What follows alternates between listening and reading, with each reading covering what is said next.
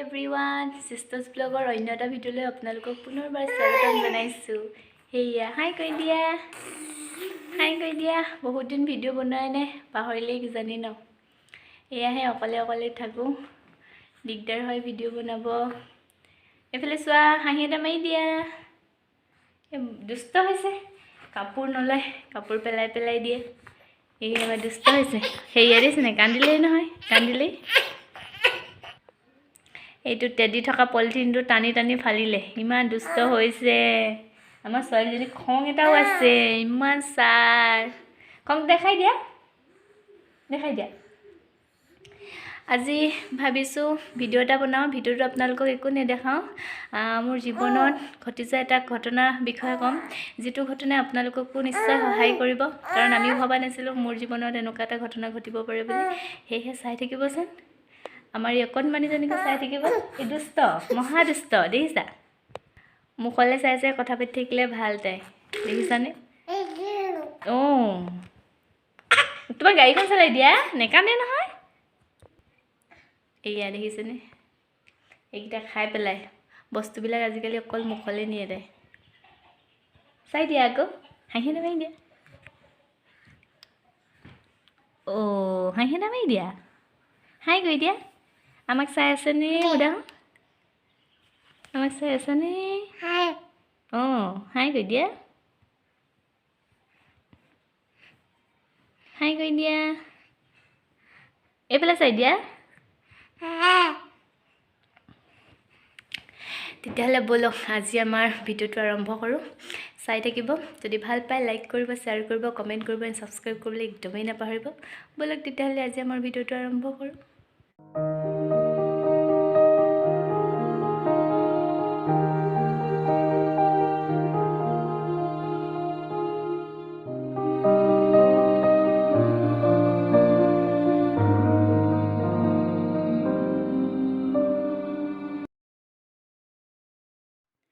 আহকচোন তেন্তে আজি মোৰ জীৱনৰ সেই ভয়ংকৰ কাহিনীটো আপোনালোকক কওঁ। নিশ্চয় আপোনালোকে শুনিব, শুনিলে আপোনালোকৰো লাভ হ'ব বুলিয়ে কৈছোঁ, কাৰণ নজনাসকলৰতো লাভ হ'বই ন। মই তাৰ আগতে মোৰ প্ৰেগনেঞ্চিৰ দিনকেইটাৰ কথা আপোনালোকক ক'ম। প্ৰেগনেঞ্চিত প্ৰব্লেম বেলেগ একো নহ'লেও এইটো ৰাতিপুৱা যিটো মৰ্ণিং চিক নেকি, ৰাতিপুৱা বমি হয়, সেই ভাৱটো মোৰ আছিলে। লগতে মই বস্তুবিলাকৰ গোন্ধ পাইছিলোঁ। এই ধৰা দাইলটো যেতিয়া কুকাৰত দিছিলে তেতিয়া সেই গোন্ধটো সহ্য কৰিব নোৱাৰিছিলোঁ। কেঁচা পিঁয়াজটো সহ্য কৰিব পৰা নাছিলোঁ। লগতে ধনিয়া মছলাজাতীয় এইবিলাক বস্তু মই একদম খাব নোৱাৰিছিলোঁ। মই অকল কি খাইছিলোঁ, ঔটেঙা, টেঙাত মাছ দিলেহে খাব পাৰোঁ, মছলা সেটি বনালে মই একদমেই খাব নোৱাৰা হৈছিলোঁ। তাৰ বাহিৰে মোৰ অন্য একো প্ৰব্লেম নাছিলে। তাৰপাছত একদম শেষত 8 মাহত যেতিয়া মই হিমোগ্ল'বিন টেষ্ট কৰিছিলোঁ, তেতিয়া মোৰ হিমোগ্ল'বিনটো হৈছিলে 15। ডক্টৰেও ভয় খাই গৈছিলে কি 15 দেখি কিনে। তেতিয়াই তেওঁ কৈছিলে যে তোৰ প্ৰেছাৰ হাই হ'ব পাৰে। তাৰপৰা তেওঁ এপাকত কৈছিলে যে তোৰ সঁচাকৈ 15 হৈছেনে নে তোৰ লেবৰেটৰীত ভুল হৈছে। তাৰপৰা মই কৈছোঁ নেজানিছোঁ নহয়, কিন্তু তেওঁ চাইছে হয় মোৰ তেতিয়া BP হাই হৈ গৈছিলে। ওপৰত আছিলে 140 তলত আছিলে 90। তেতিয়া তেওঁ মোক দুটাকৈ টেবলেট খাবলৈ দিছিলে। টেবলেটকেইটাৰ এটা ৰাতিপুৱা এটা গধূলি খাবলৈ দিছিলে অপাৰেশ্যন কৰা দিনলৈকে।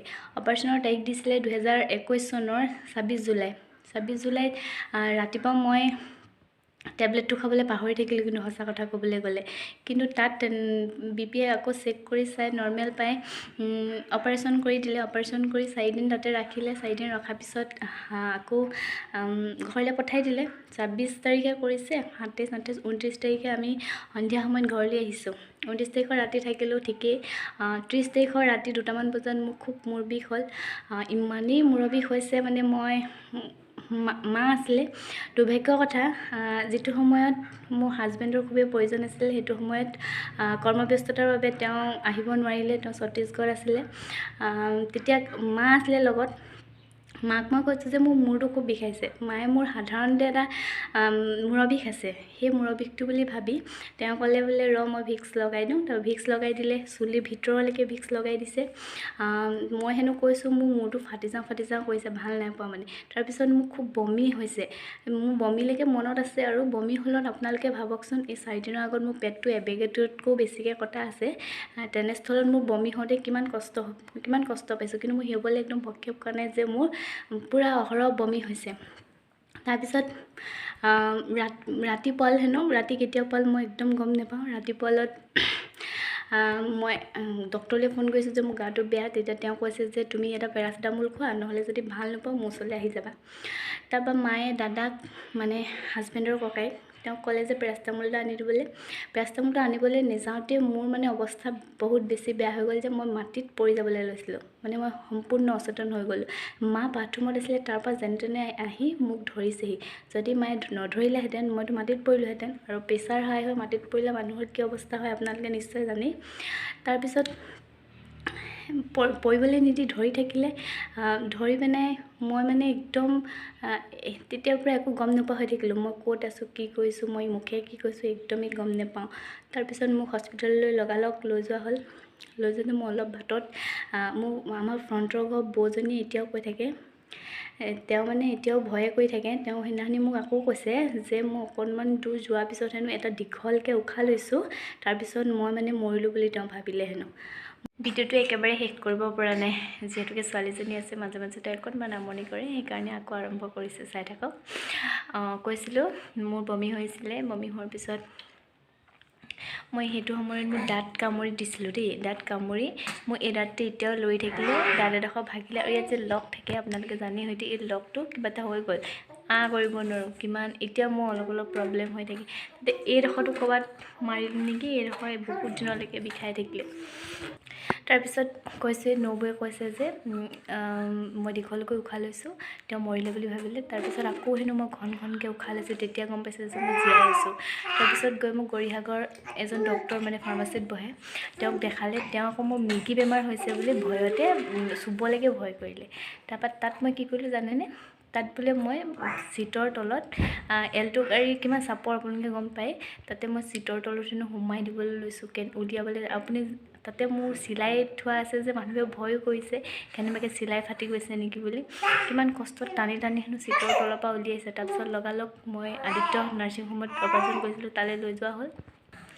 তাৰপিছত গৈ কিনে আদিত্যৰ ফ্ৰণ্টতে হেনো মানুহ পূৰা ডক্টৰ তাতে ট্ৰিটমেণ্ট কৰিবলৈ লৈছে, আৰু ভিতৰলৈ নিয়াই নাই। তাৰপিছত মই খুব হাত ভৰিবোৰ মাৰি দিছোঁ হেনো। হাত ভৰিবোৰ মাৰি দিয়াৰ লগে লগে মোৰ হাত ভৰিবোৰ বান্ধি দি এটা একদম অবজাৰ্ভেশ্যন ৰুমত, মানে একদম আন্ধাৰ ৰুম এটা ৰাখি দিছে।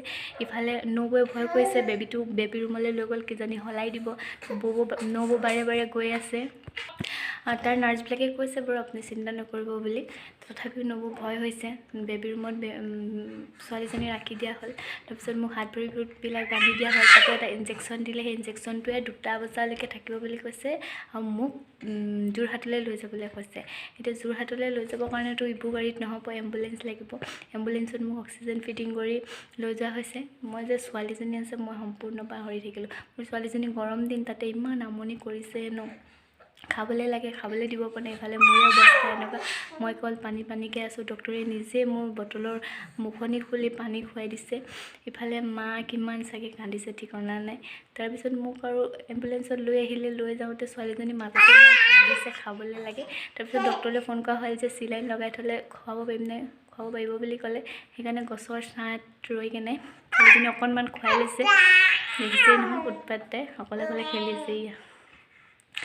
তাৰপিছত ইফালে ভয় কৰিছে, 2টা বজাৰ আগত যোৰহাট পাবগৈ লাগে, নেপালে কিজানি ইয়াত বেয়া হৈ যাব, এনেকৈ ভয় কৰিছে। তথাপিও পালেগৈ আৰু। তাৰপৰা ভণ্টি আছে মোৰ নিতাইপুখুৰীৰ ঘৰত, মই গৰিসাগৰ ঘৰত আছোঁ। নিতাইপুখুৰীৰ ঘৰত মায়েতো অকলে নোৱাৰে, ইফালে হাজবেণ্ড নাই। মায়ে ভণ্টিলৈ ফোন কৰিছে, যেনে তেনে পাৰ যদি নিতাইপুখুৰীৰ পৰা যোৰহাট। কিন্তু সৌভাগ্য কথা, মোৰ দাদা এজন যোৰহাটত থাকে। সেইকেইদিন সি গৈ মানে ঘৰত আছিলেগৈ। সি সেইদিনা মানে যেনিবা যোৰহাটলৈ উভতি পঠিল। তাৰ লগতে ভণ্টি যোৰহাটলৈ আহিলে। যোৰহাটলৈ গৈ পিনে তেতিয়ালৈকে মই একো গম নাপাওঁ মই যোৰহাট কেতিয়া পালোঁগৈ। তাৰপিছত গৈ পিনে ভণ্টি পালেগৈ দাদাৰ লগত। দাদাই মই স্পীডত চলাইছে, আমি 2টা বজাৰ আগত পাইছোঁগৈ, সিও তাৰ পাছে পাছেগৈ। তাৰপিছত ভণ্টিয়ে মোক কৈছে, তই হেনো বেডখনত হস্পিটেলৰ বেডখনত এনেকুৱাকৈ পৰি আছোঁ যে মই মৰা মানুহৰ নিচিনাকৈ পূৰা চিতলান খাই পৰি আছোঁ। মই যে কৈছোঁ দাঁত কামুৰিছিলোঁ, মই দাঁত কামুৰি গোটেই তেজ সৰসৰা হৈ আছিলোঁ এবং গোটেই তেজ হৈ আছিলে হেনো। তাই ৱাইপছ এখনে মোক লাহেকৈ মোহাই দিছে। তাৰপৰা দাদাই মোক এনেকৈ মূৰত হাত এখন পাই ভাল পাইছিল। তাৰপিছত মই তেতিয়া চকু মেলিছোঁ যে মই হস্পিটেলত আছোঁ। তাৰপিছত মোক যোৰহাটত 5 দিন ৰখা হৈ গ'ল। তেতিয়ালৈকে মোৰ হাজবেণ্ড আহিবই পৰা নাই। 4 নম্বৰ দিনা মানে 1 আগষ্টৰ পৰা 5 আগষ্টলৈকে মই যোৰহাটত আছোঁ। 4 আগষ্টৰ দিনাখনি তেওঁ আহি পাইছেহি। তাকো তেওঁ আহিব নোৱাৰে। অফিচাৰে আকৌ ভণ্টিলৈ ফোন কৰিছে যে কিমানটো সত্য, মানে সৈনিকৰ পত্নী ইমান সহজ নহয়, দেখিছেনে। তাৰপিছত ভণ্টিয়ে যে হয় বুলি যেতিয়া কৈছে তেতিয়াহে অফিচাৰে আহিবলৈ দিছে। যোৰহাটত ICUত ৰাখিলে এদিন নে দুদিন পাহৰি গ'লোঁ। তাৰপিছত বেলেগলৈ উলিয়াই দিলে। তাৰপিছত তাত 5 দিন থাকিলোঁ। তাৰপিছত অলপ সুস্থ হ'লোঁ যদিও মোৰ চিলাইটো অকণমান ভাল হৈছিলে যদিও আকৌ মই যে হাত ভৰিবোৰ মাৰি দিলোঁ, মই আকৌ ভঙা হৈ গ'লোঁ। তাৰপিছত 5 দিনৰ পিছত মই ঘৰলৈ আহিলোঁ। বৰ্তমান মই সুস্থ। তাৰপিছত আৰু এটা কওঁ যে মই ছোৱালীজনী আছোঁ বুলি যে পাহৰিলোঁ। তো মই যেতিয়া যোৰহাটত চকু মেলি অকণমান হুঁচ আহিছে তেতিয়া মই সুধিছোঁ যে মোৰ ছোৱালীজনী। তেতিয়া বা এজনীয়ে কৈছে, মায়ে কৈছে বোলে এই ছোৱালীজনী আছে বুলি এতিয়াহে গম পাইছে।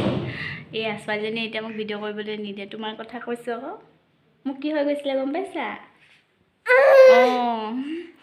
তাৰপিছত এইখিনি ভিডিঅ' কৰি ক'লোঁ আপোনালোকৰ সুবিধা হ'ব। যিসকল পুৰুষে চাই আছে তেওঁলোকৰ সুবিধা হ'ব, তেওঁলোকৰ ঘৰত মহিলা আছে আৰু মহিলাসকলৰতো সুবিধা হ'বই। সেইকাৰণে মই ভিডিঅ'কে আপোনালোকক ক'লোঁ একদমেই সাৱধান হ'ব। প্ৰেছাৰ বাঢ়িলে আপোনালোকে একদমেই সাৱধানে থাকিব। ভাগ্য ভাল কাৰণে মই বাচিলোঁ, মৃত্যুৰ দুৱাৰদলিৰ পৰা উভতি আহিলোঁ। নহয় মোৰ পেৰালাইচিছ হ'লহেঁতেন, নহয় মই মৰি থাকিলোঁহেঁতেন। কিন্তু ভগৱানৰ কৃপা দৃষ্টিত মই পুনৰ জীৱনদান পালোঁ। ভিডিঅ'টোৰ জৰিয়তে ভগৱানক পুনৰবাৰ ধন্যবাদ। অন্য এটা ভিডিঅ' লৈ আপোনালোকৰ মাজলৈ পুনৰ আহিম। মোৰ ভিডিঅ'টো চাব, যদি ভাল পায় like, comment, share and subscribe কৰিবলৈ একেবাৰে নাপাহৰিব। আজিলৈ আহোঁ, বাই বাই।